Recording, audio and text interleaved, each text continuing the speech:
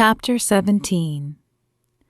Justin glanced over at Ava as he pulled into the hospital parking lot. She still lay curled inside herself as she had been for the whole drive. Her face never left the window, though the blank gaze of her eyes left him wondering if she had seen anything. He understood, though.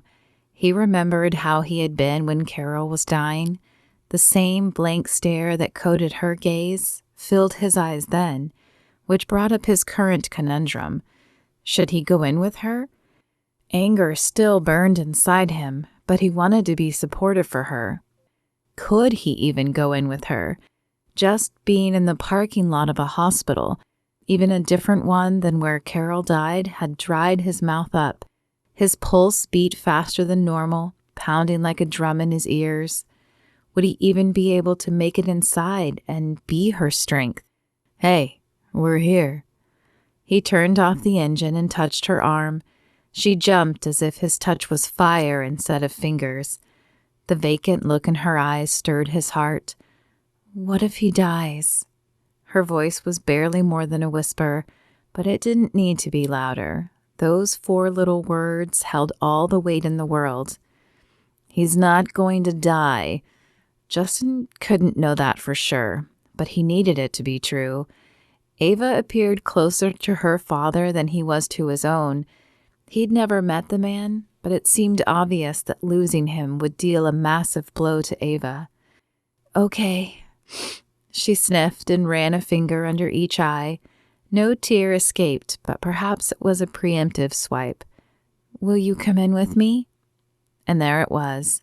He wouldn't say no. Couldn't say no, but in agreeing, he was stepping on the boundary lines of this fake relationship. He could feel it shifting, almost like a chasm created during an earthquake. If he went with Ava, he suspected that the foundations of that carefully constructed wall would crumble into dust. He'd have to put his anger aside, and there might be no turning back after this moment. "Of course I will." Now he hoped his body would agree. He closed his eyes and took a deep breath as his therapist taught him years ago when the pain of losing Carol grew too great. When his pulse slowed, he stepped out of the car, walked around to Ava's side, and helped her out. She grasped his hand tightly as they walked up the sidewalk, as if he were a lifeline tethering her to reality. She appeared small and frail next to him. Justin tried to keep his breathing slow and regular, but he could feel the weight on his shoulders with every step they took, and he forced himself not to shiver. He hated hospitals. Even before Carol's death, he wasn't a big fan, but spending the last month of her life in one with her hammered the final nail in the coffin. When the front doors whooshed open, the vision of him leaving Carol's hospital broken and alone flooded his mind. Justin stepped out of the hospital in a daze. Why had no one been here with him? No one came to say goodbye to Carol. Her parents were dead, so that made sense. But he had family. Where were they? "Busy," had been Liz's reply. And okay, she was planning her own wedding, but still, she couldn't take 3 days off to be here with him. His mother was still in rehab, so she had a decent excuse. She had stopped drinking for years, but when Ryan died last year, she picked it up again. And Peter was filming, so Justin understood that. But Garrett? Yes, he was at med school, but again, he couldn't spare a few days for his only brother. Of course, some of the blame rested on him as well. He hadn't told them how alone he'd felt. He'd inferred he could handle it all on his own, but he hadn't meant it. He'd assumed they would see through his bravado and come anyway, but they hadn't. The pastor of their church visited, but Justin didn't know him well, and he hadn't stayed long, nor had he imparted much wisdom. "She's in a better place." He'd said it as if it made all the sense in the world, but it didn't. Not to Justin, who needed her here. Maybe she was in a better place, but he certainly wasn't. Not without her.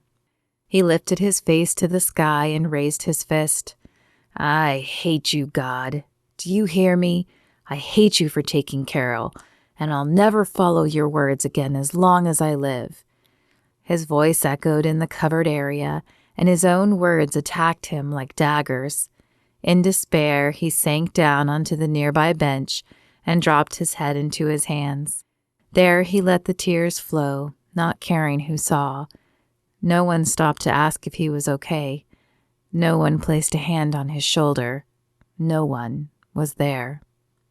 Justin forced his mind back to the present and reminded himself this was not Carol's hospital, and he did not have the hurt loved one, but Ava did. He may have had no one there for him, but he was here for Ava, and he could do this. "Can I help you?" A woman at the information desk called out to them. "We're here to see my dad, Bruce McDermott. They brought him in after a heart attack." Ava's voice was small and hesitant, so unlike the fearless woman he'd met just a few weeks ago. The employee, a smart-looking woman with short brown hair and kind eyes, smiled at Ava before turning to the computer beside her and tapping a few buttons. "Yep, there he is. He's still in ICU, but you can at least go to the ICU waiting room and then see when they'll let you back. Let me just get your visitor tags and you can go on up. Can I get your names?" "Ava and Justin." "Great, thank you." She tapped a few more buttons, and a moment later an ancient printer sputtered to life, grunting and groaning as if on its last leg. It spat out 2 squares, which the woman peeled off and handed to them. "Be sure to keep these on while you're in the hospital, or you'll find yourselves escorted out." Ava nodded and pressed her name tag to her chest. Justin followed suit, trying not to remember the last time he had done this. He took another calming breath and led Ava to the elevators across the lobby. The silent ride pressed on Justin, making him wish he had words to say, but all that kept playing in his head was, "She's in a better place." That didn't fit Ava's situation because her father wasn't dead yet. At least he hoped he wasn't. And Justin knew he would never utter those words even if her father died. They hadn't helped him, and he would rather say nothing and just be there for her than issue the empty words he'd received when Carol died. The elevator dinged and the doors opened, revealing a floor that looked like all the rest, sterile and white, with only numbers and arrows to tell you which way to go. He followed her to the right and put his hand on the small of her back when she stopped in front of the frosted glass door labeled Intensive Care Unit. "I'm right here with you," he whispered, hoping he would be able to keep that promise. The room crowded in on him, and he wasn't sure how much longer he would be able to stay, but he sensed she needed strength to open the door and face the waiting game inside. She nodded, took a deep breath, and pushed the door open. The first thing Ava saw was her mother. Was it her imagination, or had she aged 10 years in an afternoon? Worry lay on her face like a mask, and her shoulders rolled forward, pushed down by an invisible weight. Ava wondered if she looked the same. Her mother caught her eye, recognition flaring seconds later, and she bolted out of her seat and across the lobby. "Ava, I'm so glad you're here." Ava let herself be embraced. Even though she knew her mother hurt as well, a comfort existed just being in her mother's arms. She wrapped her arms around her mother's waist, returning the hug, unsure who needed it more. "How is he, Mom? Have you heard anything?" Her mother shook her head as she pulled back. Her hand stayed on Ava's upper arms as if she feared Ava might disappear if they weren't touching in some way. "No, we've only been here an hour, so I haven't spoken with a doctor yet. They took your dad to run some tests." Her mother's eyes flicked to Justin, the unspoken question evident in her gaze. "I'm so sorry, Justin," Ava said, turning to him. For a moment, she'd forgotten he stood there, and he clearly looked as if he'd rather be anywhere else. "Mom, this is Justin. Justin, my mom's Celine." Her mother held out a hand to Justin. "Justin, It's nice to meet you, though I'm sorry it had to be here." "It's a pleasure to meet you as well, Celine." It hit Ava then, the consequences of letting him bring her. He was now meeting her mother. He might meet her father and brother and sister if they arrived. Would they quiz her about him? What would she say about his relationship with God? Or more accurately, his lack of a relationship? Her parents had always strongly advised against dating a non-believer, and Ava had taken that advice, until now. And then there was his anger at her. He'd obviously pushed it aside to help her, but would it come back? It was never supposed to go this far. He was never supposed to be meeting her family. Her plan had been to keep him away until after their fake relationship ran its course, and then explain to her parents that they just didn't have enough in common. All of that flew out the window now. "Mrs. McDermott." Ava turned to the doctor she hadn't even heard approach. He looked young, barely older than herself. Was he capable of working on her father? "I'm Celine McDermott." Her mother grasped Ava's hand and squeezed. "Your husband is stable, but there appears to be some blockage to his heart. We'll want to evaluate again tomorrow to see how it looks after the drugs relax the muscle, but he may need bypass surgery. However, we'll discuss that more in detail at a later time. He's still sleeping off the medicine, but you can see him now if you'd like." "Yes, please. Can we all go?"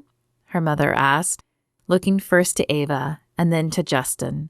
"Immediate family only. He's still weak and he doesn't need any surprises or unsettling events." Ava turned to Justin.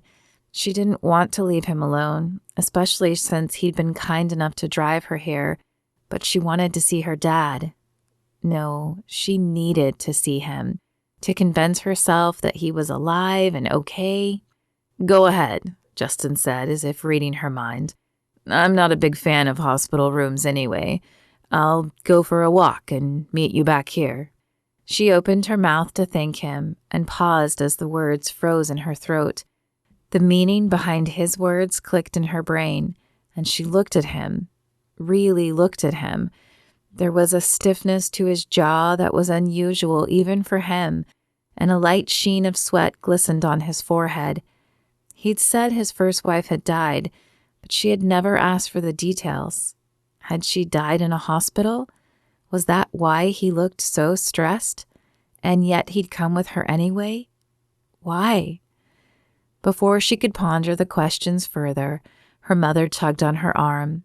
"Thank you," she managed to mouth to Justin before she was whisked down the hall.